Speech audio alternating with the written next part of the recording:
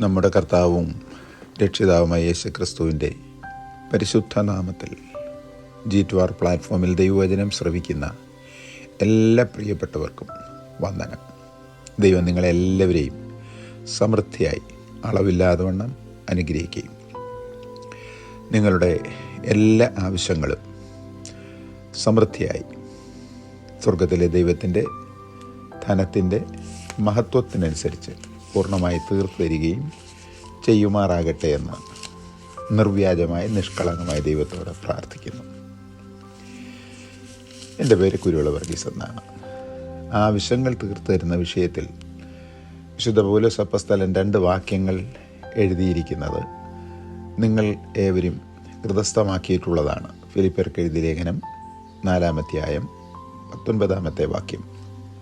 കാരാഗൃഹത്തിൽ ദശാംശമോ സ്തോത്ര വഴിപാടോ ഒന്നും ലഭ്യമാകുവാൻ സാധ്യതയില്ലാത്ത സ്ഥലത്ത് അല്പം ധനപരമായ പരാധീനതയിൽ കൂടി കാരാഗൃഹവാസം നടക്കുന്ന കാലത്ത് തന്നെ സഹായിപ്പാൻ ദൈവാത്മാവിൻ്റെ പ്രവർത്തനത്താൽ ഫിലിപ്പിയിലെ വിശുദ്ധന്മാർ ശേഖരിച്ച പണം കൊണ്ടുവന്ന എപ്പഫ്രാദിത്തോസ് ആദിയായവരുടെ സ്നേഹം കൈപ്പറ്റിയ ശേഷം ചില നാളുകൾ കഴിഞ്ഞ് തിരികെ അയക്കുമ്പോൾ എഴുതി കൊടുത്ത ലേഖനമാണ് ഫിലിപ്പിയർക്ക് എഴുതിയ ലേഖനം. അതിൽ അവരുടെ ആവശ്യങ്ങൾ തീർത്തു കൊടുക്കുന്ന ദൈവത്തെ, ബുദ്ധിമുട്ടെന്നുള്ളൊരു പദമാണ് മലയാളത്തിൽ, എന്നാൽ അങ്ങനെ ഒരു പദം മൂലഭാഷയിലില്ല. ആവശ്യങ്ങൾ എന്നാണ്. God shall supply all your short Cummings എന്നല്ല, ഓൾ യുവർ നീഡ്സ്. ആ വിഷയത്തിൽ വിശുദ്ധ പൗലോസ് 3-ാം സ്വർഗത്തോളം എടുക്കപ്പെട്ട ഒരു അനുഭവം കൊരിന്ത്യരുടെ 2-ാം ലേഖനത്തിൽ 12-ാം അധ്യായത്തിൽ എഴുതിയിട്ടുണ്ട്. താൻ അവിടെ ചെന്ന് കണ്ട ആത്മീയ ദർശനത്തിൻ്റെ ഒരു വെളിപ്പാടാണ് റോമർക്ക് എഴുതിയ ലേഖനം 11-ാം അധ്യായത്തിൻ്റെ 33-ാമത്തെ വാക്യത്തിൽ എഴുതിയിരിക്കുന്നത്. ആ വിഷയം ഗ്രഹിച്ച് ആശ്ചര്യഭരിതനായി ആകാശത്തിൽ സ്വർഗത്തിൽ വസിക്കുന്ന ദൈവത്തിൻ്റെ ധനത്തിൻ്റെ മഹാത്മ്യത്തെ കണ്ട് അന്തം വിട്ട് പറഞ്ഞ ഒരു പദമാണ് ദൈവത്തിൻ്റെ ധനം, ജ്ഞാനം, അറിവ് എന്നിവയുടെ ആഴമേ. അപ്പോൾ ധനത്തിൻ്റെ മഹത്വത്തിനനുസരിച്ച് ജ്ഞാനം ആവശ്യമായിരിക്കുന്നവർ ആ ജ്ഞാനത്തിൻ്റെ ആവശ്യമനുസരിച്ച്, അറിവ് ആവശ്യമായിരിക്കുന്നവർ ദൈവത്തിൻ്റെ അറിവനുസരിച്ച് സകലത്തെയും നൽകി തരുവാൻ കഴിവുള്ളവനാണ്. എങ്ങനെ തരും? ഫിലിപ്പിയർക്ക് എഴുതിയ ലേഖനത്തിൽ എഴുതിയതിൻ്റെ തുടർമാനമായ വാക്യം എഫെസ്യർക്ക് എഴുതിയ ലേഖനം 3:20 ചോദിക്കുന്നതിലും നനയ്ക്കുന്നതിലും അത്യന്തം പരമായ നന്മകൾ. ആ ദൈവത്തിൻ്റെ ധനത്തിൻ്റെ മഹത്വത്തിനനുസരിച്ച് നിങ്ങളുടെ സകല ആവശ്യങ്ങളും പൂർണ്ണമായി തീർത്തു തരുമാറാകട്ടെ എന്ന് ആശംസിക്കുന്നു. നാം ചിന്തിച്ചുകൊണ്ടിരിക്കുന്ന വിഷയം പത്രോസ് അപ്പോസ്തലൻ തൻ്റെ 1-ാമത്തെ ലേഖനം 2-ാമത്തെ 9-ാമത്തെ വാക്യത്തിൽ രാജകീയ പുരോഹിതവർഗം എന്ന വിഷയത്തെ അടിസ്ഥാനമാക്കിയാണ്. രാജകീയ പുരോഹിതവർഗം എന്നത് പുതിയ നിയമത്തിൽ മാത്രം കാണുന്ന ഒരു അവസ്ഥയാണെന്നും പഴയ നിയമത്തിൽ പൗരോഹിത്യ ശുശ്രൂഷകൾ ചെയ്യുവാൻ യാക്കോബിൻ്റെ 3-ാമത്തെ മകനാകുന്ന ലേവിയെ മാത്രം, അവൻ്റെ പിൻതലമുറക്കാരായി മാത്രമാണ് തിരഞ്ഞെടുത്തതെന്നും വേറെ ഒരുവനും ആ ശുശ്രൂഷയിൽ പ്രവേശിക്കരുത് എന്നും അഥവാ പ്രവേശിച്ചാൽ അതിന് ശിക്ഷ വരും എന്നും തിരുവചനത്തിലൂടെ നാം കാണുന്നുണ്ട്. ലേവ്യ പുസ്തകം മുതൽ മലാക്കി പ്രവചനം വരെയുള്ള വിഷയങ്ങളിൽ വളരെ ശ്രദ്ധമായി അത് കാണുന്നു. രാജാവായാലും അരുതാത്ത യാഗം കഴിക്കുവാൻ വന്നപ്പോൾ തിരുനെറ്റിക്ക്, അതായത് തൻ്റെ കിരീടം വയ്ക്കുന്നതിന് താഴെ കുഷ്ഠം പൊങ്ങിയതായി കാണുന്നുണ്ട്. അപ്പോൾ പഴയ നിയമത്തിൽ അരുതാത്ത ശുശ്രൂഷകൾ ആരും ചെയ്യരുത്, ദൈവം കൊടുക്കാത്ത ശുശ്രൂഷകൾ ആരും ചെയ്യരുത്, അഭിഷേകം പ്രാപിക്കാത്ത ശുശ്രൂഷകൾ ആരും ചെയ്യരുത്. പാളയത്തിന് പുറത്തുള്ള കുഷ്ഠരോഗി സൗഖ്യം പ്രാപിച്ചു എന്ന് പുരോഹിതന് ഉറപ്പുവരുത്താതെ അവന് ശുദ്ധജലം തളിച്ച് അവനെ 3-ാം ദിവസവും 7-ാം ദിവസവും ശുദ്ധീകരണം നടത്താതെ പാളയത്തിൻ്റെ ഉള്ളിൽ പ്രവേശിക്കരുത്. അത്ര കർക്കശമായിരുന്നു ആ നിയമം. അഭിഷേകം പ്രാപിക്കാതെ രാജകീയ ശുശ്രൂഷ, രാജ്യത്തിൻ്റെ ശുശ്രൂഷ ചെയ്യരുത്. അത് കർക്കശമായ നിയമമായിരുന്നു. പുരോഹിത ഗോത്രത്തിൽ ജനിച്ചാലും അഭിഷേകം പ്രാപിക്കാതെ പുരോഹിത ശുശ്രൂഷ ചെയ്യരുത്. അത് കർക്കശമായ നിയമമായിരുന്നു. പ്രവാചക ശുശ്രൂഷയ്ക്ക് പോലും ദൈവം അഭിഷേകം ചെയ്തതായി രാജാക്കന്മാരുടെ 1-ാമത്തെ പുസ്തകം 19-ാം അധ്യായത്തിൽ നാം കാണുന്നുണ്ട്. അത്ര കർക്കശമായ നിയമം. അങ്ങനെയാകുന്നു എങ്കിൽ രാജകീയ പുരോഹിതവർഗത്തിനും വിളിക്കപ്പെട്ടാലല്ലാതെ ഈ മഹത്വകരമായ ശുശ്രൂഷ ചെയ്യുവാൻ ആരും തുനിയരുത്. അഥവാ അപ്പൻ്റെ പേരിലോ അളിയൻ്റെ പേരിലോ ഏതെങ്കിലും ആരുമില്ലാത്തത് കൊണ്ട് ഞാൻ ചെയ്തു കളയാം എന്നുള്ള രീതിയിലോ ആരെങ്കിലും തുണിഞ്ഞു കയറി ഈ ശുശ്രൂഷ ചെയ്താൽ അതിപ്പോൾ വെളിപ്പെട്ടില്ല എന്നുള്ളതിൻ്റെ കാരണം ഇത് കൃപായുഗമായതുകൊണ്ടാണ്. പിന്നീട് അത് വെളിപ്പെടുക തന്നെ ചെയ്യും. ഈ ശുശ്രൂഷയുടെ മഹാത്മ്യത്തെക്കുറിച്ച് നമ്മൾ ഒന്ന് ശ്രദ്ധിച്ചിട്ട് അടുത്ത ഭാഗത്തേക്ക് പ്രവേശിക്കാം. കൊരിന്ത്യർക്ക് എഴുതപ്പെട്ട 2-ാമത്തെ ലേഖനം 3-ാമത്തെ അധ്യായം 1-ാമത്തെ വാക്യം മുതൽ 11-ാമത്തെ വാക്യം വരെ ഞാൻ നിങ്ങളുടെ മുൻപാകെ വായിച്ച് കേൾപ്പിക്കാം. ഇതിൽ ചില ഭാഗങ്ങൾ നിങ്ങളുടെ ഹൃദയത്തിൽ നിങ്ങൾ തന്നെ ഹൃദയസ്ഥം ആക്കിയിട്ടുള്ളതും ശുശ്രൂഷിക്കുമ്പോൾ പലയിടങ്ങളിൽ പ്രയോഗിച്ചിട്ടുള്ളതുമായ വാക്യമാകുന്നുവെങ്കിലും വിഷയത്തോടുള്ള ബന്ധത്തിൽ പഠിക്കുമ്പോൾ അത് യോജ്യമായി തീരും. പൗലോസ് എഴുതുകയാണ്, ഞങ്ങൾ പിന്നെയും ഞങ്ങളെ തന്നെ ശ്ലാഘിപ്പാൻ തുടങ്ങുന്നുവോ? ഒരിക്കലും പഴയ നിയമത്തിൽ അല്ല, പുതിയ നിയമത്തിലും വിശുദ്ധ പൗലോസിനെ പോലുള്ളവർ ആരും തങ്ങളെ തന്നെ ശ്ലാഘിച്ചിട്ടില്ല, പുകഴ്ത്തിയിട്ടില്ല. അങ്ങനെയാകുന്നു എങ്കിൽ നമ്മളുടെ പ്ലാറ്റ്ഫോമുകളിൽ ഉന്നത ശുശ്രൂഷകൾ ചെയ്യുന്നുവെന്ന് ബഹുമാനിക്കുന്നവർ തങ്ങളെ ശ്ലാഘിക്കരുത്, ആരെ കൊണ്ടും ശ്ലാഘിപ്പിക്കുകയും ചെയ്യരുത്. അത് ദൈവവചനത്തിൻ്റെ മുൻപാകെ പാപമാണ്. അല്ല, ചിലർ ചെയ്യുന്നത് പോലെ നിങ്ങൾക്ക് ശ്ലാഘ്യപത്രം കാണിപ്പാനാകട്ടെ, നിങ്ങളോട് വാങ്ങുവാനാകട്ടെ ഞങ്ങൾക്കാവശ്യമോ? ആരും ഞങ്ങളുടെ ഐഡൻറ്റിറ്റി വേണ്ട, ഞങ്ങൾക്കും വേണ്ട, ഞങ്ങൾ ആർക്കും കൊടുക്കുകയുമില്ല. ഇന്ന് അങ്ങനെയല്ലല്ലോ പൊതുവായി നടക്കുന്നത്. റെക്കമെൻഡേഷൻ ഇല്ലാതെയും ഐഡൻറ്റിറ്റി ഇല്ലാതെയും എവിടെങ്കിലും ആർക്കെങ്കിലും കയറുവാൻ കഴിയുമോ? എവിടെ പോയി ദൈവസഭ എന്നുള്ളത് ചിന്തിക്കുക. ഞങ്ങളുടെ ഹൃദയങ്ങളിൽ എഴുതപ്പെട്ടതായി സകല മനുഷ്യരും അറിയുന്നതും വായിക്കുന്നതുമായ ഞങ്ങളുടെ പത്രം നിങ്ങൾ തന്നെ. സ്തോത്രം. ഇതിൻ്റെയൊക്കെ ആത്മീയ അർത്ഥം ഗ്രഹിച്ച ശേഷം മാത്രമേ രാജകീയ പുരോഹിതവർഗം ശുശ്രൂഷയ്ക്ക് വേണ്ടി കാൽ വയ്ക്കാവൂ എന്ന് ഓർപ്പിക്കട്ടെ. ഞങ്ങളുടെ ശുശ്രൂഷയാൽ ഉണ്ടായ ക്രിസ്തുവിൻ്റെ പത്രമായി നിങ്ങൾ വെളിപ്പെടുന്നുവല്ലോ എന്ന് പറഞ്ഞാൽ, ഏതെങ്കിലും ഒരു വ്യക്തിക്ക് ഏതെങ്കിലും ഒരു ശുശ്രൂഷയിൽ ആരെങ്കിലും ഒരു അഭിനന്ദനം കൊടുക്കണമെങ്കിൽ അവരുടെ ശുശ്രൂഷകളിൽ കൂടെ ദൈവകൃപ പ്രാപിച്ച ദൈവവിശുദ്ധന്മാർ മുൻപിൽ സാക്ഷ്യമായി നിൽക്കുന്നതാണ് അവരുടെ ശ്ലാഘ്യപത്രം. അത് മഷി കൊണ്ട് അല്ല, ജീവനുള്ള ദൈവത്തിൻ്റെ ആത്മാവിനാൽ അത്രേ. കൽപ്പലകകളിൽ അല്ല, ഹൃദയമെന്ന മാംസപലകയിൽ തന്നെ എഴുതിയിരിക്കുന്നത്. പേപ്പറുകളിലും പ്ലേക്കുകളും എഴുതപ്പെട്ടതല്ല. ആത്മാക്കളെ നേടിയതിൻ്റെ വിഷയം ഹൃദയത്തിൽ മാംസപലകയിൽ എഴുതപ്പെട്ടിരിക്കുന്നത്രേ. നിങ്ങളുടെ ഹൃദയത്തിലുള്ളത് വേറെ ആർക്കും അറിയില്ല, നിങ്ങൾ മാത്രമല്ലേ അറിയൂ? അല്ല, ദൈവവും കൂടെ അറിയുന്നുവല്ലോ. ഈ വിധം ഉറപ്പ് ഞങ്ങൾക്ക് ദൈവത്തോട് ക്രിസ്തുവിനാൽ ഉണ്ട്. ഞങ്ങളിൽ നിന്ന് തന്നെ വരും പോലെ സ്വയമായി വല്ലതും സങ്കൽപ്പിപ്പാൻ ഞങ്ങൾ പ്രാപ്തർ എന്നല്ല, ഞങ്ങളുടെ പ്രാപ്തി ദൈവത്തിൻ്റെ ദാനമത്രേ. ഇത് ശ്രദ്ധിച്ചു വേണം ശുശ്രൂഷയിൽ രാജകീയ പുരോഹിതവർഗം നിൽക്കേണ്ടത്.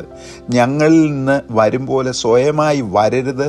സങ്കൽപ്പിപ്പാൻ ഞങ്ങൾക്ക് പ്രാപ്തർ എന്നല്ല, ഞങ്ങൾക്ക് പ്രാപ്തി ദൈവത്തിൻ്റെ ദാനമത്രേ എന്ന് പറയണം. അവൻ ഞങ്ങളെ പുതിയ നിയമത്തിൻ്റെ ശുശ്രൂഷകന്മാർ, രാജകീയ പുരോഹിതവർഗം ആക്കുവാൻ പ്രാപ്തരാക്കി. സ്വയം പ്രാപ്തി ലഭിച്ചതല്ല, ഓർഡിനേഷൻ കൊണ്ട് ലഭിച്ചതല്ല, 10 പേര് പറഞ്ഞതുകൊണ്ട് ലഭിച്ചതല്ല. ശുശ്രൂഷകൾ വെളിപ്പെടും, അത് വേറെ വിഷയം. അക്ഷരത്തിൻ്റെ ശുശ്രൂഷകന്മാരല്ല, ആത്മാവിൻ്റെ ശുശ്രൂഷകന്മാരായ അത്രേ.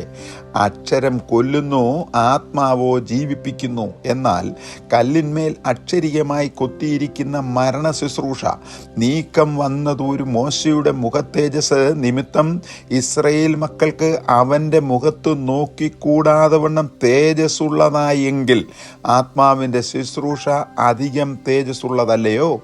ശിക്ഷാവിധിയുടെ ശുശ്രൂഷ തേജസ്സാകുന്നുവെങ്കിൽ, പഴയ നിയമത്തിലെ അരുതാത്തവനൊന്നും അരുതല്ലോ, വരുന്നവനെ കല്ലെറിഞ്ഞു കൊല്ലണം എന്നുള്ള ശിക്ഷാവിധിയുടെ ശുശ്രൂഷ തേജസ്സായിരുന്നു എങ്കിൽ നീതിയുടെ ശുശ്രൂഷ തേജസ്സേറിയതായിരിക്കും. അതെ, തേജസ്സോടു കൂടിയത് ഈ കാര്യത്തിൽ ഈ അതിമഹത്തായ തേജസ് നിമിത്തം ഒട്ടും തേജസ് ഇല്ലാത്തതായിരിക്കും. നീക്കം വരുന്നതായ തേജസ്സുള്ളതായി ഇരുന്നു എങ്കിൽ, നീക്കം വരുന്നത് തേജസ്സുള്ളതായിരുന്നു എങ്കിൽ നിലനിൽക്കുന്നത് എത്രയധികം തേജസ്സുള്ളതായിരിക്കും. ഈ വിഷയത്തെക്കുറിച്ച് വിശുദ്ധ പൗലോസ് എബ്രായ ക്രിസ്ത്യാനികൾക്ക് എഴുതിയ ഒരു വാക്യം കൂടെ വായിച്ചിട്ട് നമ്മുടെ വിഷയത്തിലേക്ക് വരാം. 12-ാം അധ്യായം 18-ാമത്തെ വാക്യം മുതൽ, സ്ഥൂലമായതും തീ കത്തുന്നതുമായ പർവ്വതത്തിനും സിനായി പർവ്വതത്തിലെ കാര്യമാണ് അത്. തേജസ്, കൂരിരുട്ട്, കൊടുങ്കാറ്റ്, കാഹളനാദം, വാക്കുകളുടെ ശബ്ദം എന്നിവയ്ക്കും അടുക്കൽ അല്ലല്ലോ നിങ്ങൾ വന്നിരിക്കുന്നത്. ആദ്യ പ്രമാണം കൊടുത്തപ്പോൾ 40 ദിവസം ഇസ്രായേൽ ജനങ്ങൾ വിശുദ്ധീകരണം പ്രാപിച്ച് പർവ്വതത്തിൻ്റെ താഴ്വരയിൽ പാളയത്തിൽ നിൽക്കുമ്പോൾ പർവ്വതത്തിലുണ്ടായ വിഷയത്തെക്കുറിച്ച് പൗലോസ് പറയുകയാണ്. ആ ശബ്ദം കേട്ടവർ പിന്നീട് പറഞ്ഞ കാര്യങ്ങൾ താഴോട്ട് കേൾക്കുക. ഇനിയും ഒരു വചനവും ഞങ്ങളോട് പറയരുതേ. കർണസ്ഫുടം പൊട്ടിക്കുന്ന വിധത്തിൽ സ്വർഗത്തിലെ ദൈവം ഇറങ്ങി വന്ന് അവിടെ ഇടിമുഴക്കുന്ന ശബ്ദത്തോടുകൂടെ പറഞ്ഞപ്പോൾ ഏകദേശം 30 ലക്ഷം ജനങ്ങൾ വിളിച്ചു പറയുകയാണ്, പ്ലീസ് ഇനിയും ഞങ്ങളോട് ഒരു വചനവും പറയരുതേ എന്ന് അപേക്ഷിച്ചു. അവിടെ ദൈവം അതിനു മുൻപ് പറഞ്ഞു, ഒരു മൃഗമെങ്കിലും പർവ്വതത്തെ തൊട്ടാൽ, 19-ാം അധ്യായത്തിലെ കാര്യമാണ്, അതിനെ കല്ലെറിഞ്ഞു കൊല്ലണം എന്നുള്ള കൽപ്പന അവർക്ക് സഹിച്ചുകൂടാഞ്ഞു. ഞാൻ അത്യന്തം പേടിച്ചു വിറയ്ക്കുന്നു എന്ന് മോശയും പറയത്തക്കവണ്ണം ആ കാഴ്ച ഭയങ്കരമായിരുന്നു. പിന്നെയോ എവിടെയാ വന്നിരിക്കുന്നത്? സിയോൻ പർവ്വതത്തിനും ജീവനുള്ള ദൈവത്തിൻ്റെ നഗരമായ സ്വർഗീയ യെരൂശലേമിനും അനേകായിരം ദൂതന്മാരുടെ സർവസംഘത്തിനും. അതായത് എബ്രായർക്ക് എഴുതിയ 12-ാം അധ്യായത്തിൽ കാണുന്ന മേഘം പോലുള്ള സാക്ഷികളെക്കുറിച്ച് ഇവിടെ ആത്മീയ രീതിയിൽ പൗലോസ് പറയുകയാണ്. അനേകായിരം ദൂതന്മാരുടെ സർവ്വസംഘത്തിനും, സ്വർഗത്തിൽ പേരെഴുതിയിരിക്കുന്ന ആദ്യജാതന്മാരുടെ സഭയ്ക്കും, എല്ലാവരുടെയും ദൈവമായ ന്യായാധിപതിക്കും, സിദ്ധന്മാരായ നീതിമാന്മാരുടെ ആത്മാക്കൾക്കും, പുതിയ നിയമത്തിൻ്റെ മധ്യസ്ഥനായ യേശു ക്രിസ്തുവിനും, ഹാബേലിൻ്റെ രക്തത്തെക്കാൾ ഗുണകരമായി സംസാരിക്കുന്ന പുണ്യാഹ രക്തത്തിനും അടുക്കലത്രേ നിങ്ങൾ വന്നിരിക്കുന്നത്. അതുകൊണ്ടൊരു മുന്നറിയിപ്പൂടെ പറയുകയാണ്, അരുളി ചെയ്തവനെ നിരസിക്കാതിരിപ്പാൻ ശ്രദ്ധിച്ചുകൊള്ളുവിൻ. 40 ദിവസം ഉപവസിച്ച് പ്രാർത്ഥിച്ച് ദൈവത്തിൻ്റെ അരുളപ്പാടുകളും ദർശനങ്ങളും കണ്ട ശേഷം 10 ദിവസം നിരന്തരമായി തുടർന്നും പ്രാർത്ഥിച്ച ശേഷമാണ് ദൈവം സീനായി മലയിൽ വെച്ചു കൊടുത്ത സഭയെ, നിയമത്തെ പിന്തള്ളിയ ജനത്തെ തള്ളിക്കളഞ്ഞ ശേഷം ദൈവസഭയെ തിരഞ്ഞെടുത്തതെന്നും ദൈവസഭ സ്ഥാപിക്കപ്പെട്ടതെന്നും ദൈവകുഞ്ഞുങ്ങൾ മറന്നു പോകരുത്. നമ്മുടെ വിഷയങ്ങളിലേക്ക് വരുന്നു. പഴയ നിയമയാഗങ്ങൾ, ദി ഓൾഡ് ടെസ്റ്റ്മെന്റ് സാക്രിഫൈസസ്. സമാഗമന കൂടാരം എന്ന ആരാധന സ്ഥലത്ത് വരുന്ന ഏതൊരു വ്യക്തിയുടെയും നേത്രങ്ങളിൽപ്പെടുന്ന ആദ്യ ഉപകരണം വാതിലിന് തൊട്ടു മുൻപിൽ ഒത്ത നടുവിൽ സ്ഥിതി ചെയ്യുന്ന യാഗപീഠം അത്രേ. അതിൽ ആകുന്നുവല്ലോ അവിടെ നടക്കുന്ന എല്ലാ യാഗങ്ങളും നടത്തപ്പെടുന്നത്. ആകയാൽ തുടർന്നുള്ള ചില വരികളിൽ പഴയ നിയമയാഗങ്ങൾ, പുതിയ നിയമയാഗങ്ങൾ എന്നിവയെ സംബന്ധിച്ചുള്ള ഒരു ഹ്രസ്വ പഠനം നടത്തേണം. ഈ ഇസ്രായേൽ ജനങ്ങൾക്ക് ദൈവം കൊടുത്ത നിയമത്തിൻ്റെ അടിസ്ഥാനം ഒഴികെ വേറെ ഏതെങ്കിലും ഒരു അടിസ്ഥാനം ആരെങ്കിലും ഇട്ടാൽ അവൻ ശപിക്കപ്പെട്ടവൻ ആകുന്നു എങ്കിൽ, പുതിയ നിയമസഭയിലും സഭാസ്ഥാപന ദിവസം മുതൽ അപ്പസ്തലന്മാരുടെ കാലങ്ങളിൽ കർത്താവിൽ നിന്ന് പ്രാപിക്കുകയും ദൈവസഭയ്ക്ക് ഏൽപ്പിക്കപ്പെടുകയും ചെയ്തിരിക്കുന്ന ഉപദേശം എന്ന അടിസ്ഥാനം വിട്ടിട്ട് വേറെ ഏതെങ്കിലും സ്വയംകൃതമായ അടിസ്ഥാനങ്ങൾ ആരെങ്കിലും ഇട്ട് സഭകൾ സ്ഥാപിക്കുകയോ ശുശ്രൂഷിക്കുകയോ ചെയ്താൽ അത് ദൈവവചന വിരുദ്ധവും ശിക്ഷാർഹവുമായ കുറ്റം ആണെന്ന് മറന്നു പോകരുത്. അതന്നെയുമല്ല, പഴയ നിയമത്തിൽ കാണുന്ന യാഗങ്ങൾ നിവർത്തിച്ചുകൊണ്ട് 53-ാം അധ്യായം യെശയ്യാ പ്രവചനത്തിൽ കാണുന്ന ആത്മീയ യാഗങ്ങൾക്ക് ആരംഭം കുറിച്ച് പഴയ നിയമ യാഗങ്ങൾ അക്ഷരം പേർ നിവർത്തീകരിച്ച യേശു ക്രിസ്തുവിൻ്റെ ക്രൂശുമരണത്തിൻ്റെ നിഴലായ യാഗപീഠം ആദ്യം കണ്ടിട്ടാണ് ആരാധനക്കാർ സമാഗമന കൂടാരത്തിൽ വരുന്നതും ശുശ്രൂഷിക്കുകയും ചെയ്യുന്നത് എങ്കിൽ, പുതിയ നിയമത്തിലും ദൈവകൃപ അനുഭവിച്ച രാജകീയ പുരോഹിതവർഗം ശുശ്രൂഷയ്ക്കായി വരുന്നവർ ആദ്യം ദർശിക്കേണ്ടത് ക്രൂശിക്കപ്പെട്ട ക്രിസ്തുവിനെയും ക്രൂശിനെയുമാകുന്നു എന്ന് മറന്നു പോകരുത്. വേറെ ഒരു അടിസ്ഥാനവും പുതിയ നിയമത്തിൽ ഇല്ല. പഴയ നിയമവും ന്യായപ്രമാണവും വിശേഷാലും എഴുതപ്പെട്ട എബ്രായ ഭാഷയിലും യാഗം എന്നതിന് കാണുന്ന പദം സേബാഹ് എന്നാണ്. ZEBAH എന്നത്രേ.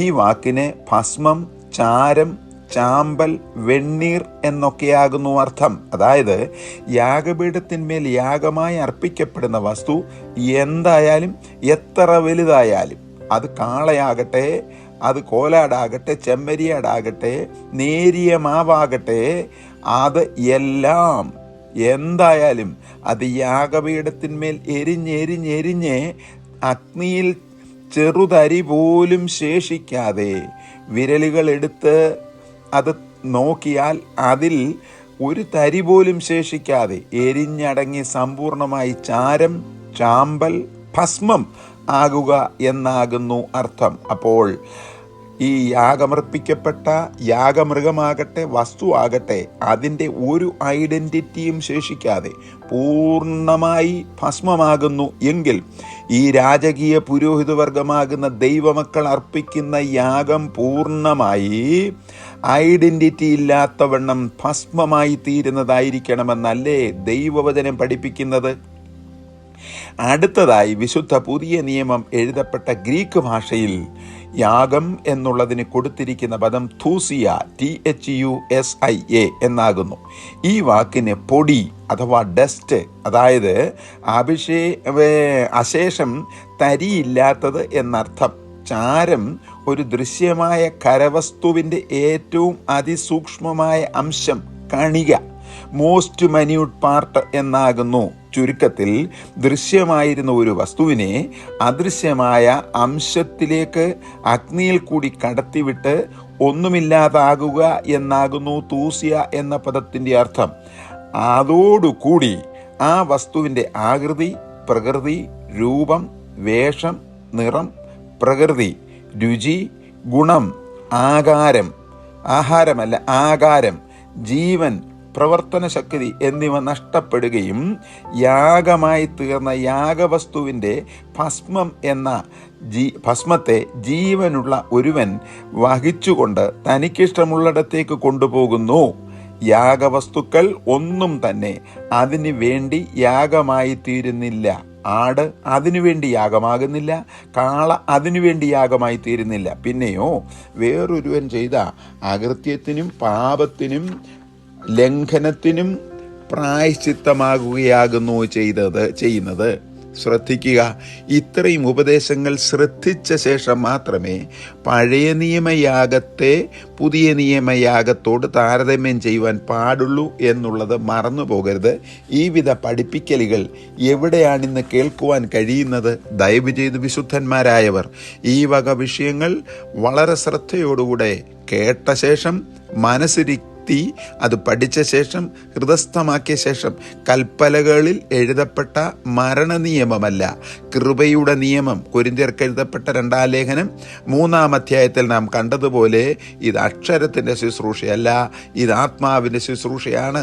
അക്ഷരം അത് ചെയ്യണം, ഇത് ചെയ്യണം, അത് ചെയ്യരുത്, ഇത് ചെയ്യരുത് എന്ന് പറയുമ്പോൾ ആത്മാവാകട്ടെ പാപത്തെക്കുറിച്ചും നീതിയെക്കുറിച്ചും ന്യായവിധിയെക്കുറിച്ചും ബോധ്യം വരുത്തി സത്യത്തിലേക്ക് വഴി നടത്തുന്നു. ആ സത്യത്തിലേക്ക് വഴി നടത്തുന്ന സത്യത്തിൻ്റെ ആത്മാവിൻ്റെ നടത്തിപ്പിലും അഭിഷേകത്തിലും വേണം പുതിയ നിയമ ശുശ്രൂഷകൾ നിർവഹിക്കേണ്ടത്. രാജകീയ പുരോഹിതവർഗത്തിന് കൊടുത്തിരിക്കുന്ന നിയമം അതാണ്. തുടർന്നും ദൈവവചനത്തിൻ്റെ ആധികാരികമായ വിഷയങ്ങൾ പഠിക്കുവാൻ ദൈവം നമ്മുടെ ഹൃദയദൃഷ്ടിയെ പ്രകാശിപ്പിക്കുമാറാകട്ടെ എന്ന് പ്രാർത്ഥിക്കുന്നു. പരിശുദ്ധ ദൈവമേ, ദൈവവചനം കേട്ടുകൊണ്ടിരിക്കുന്ന വിശുദ്ധന്മാരെല്ലാവരെയും അനുഗ്രഹിച്ച് ആശീർവദിക്കുമാറാകണമേ എന്ന് അങ്ങയുടെ പുത്രൻ്റെ ധന്യനാമത്തിൽ താഴ്മയോടെ പ്രാർത്ഥിച്ച് തിരുസന്നിധിയിൽ ഞങ്ങളെ സമർപ്പിക്കുന്നു. കേൾക്കുമാറാകണമേ.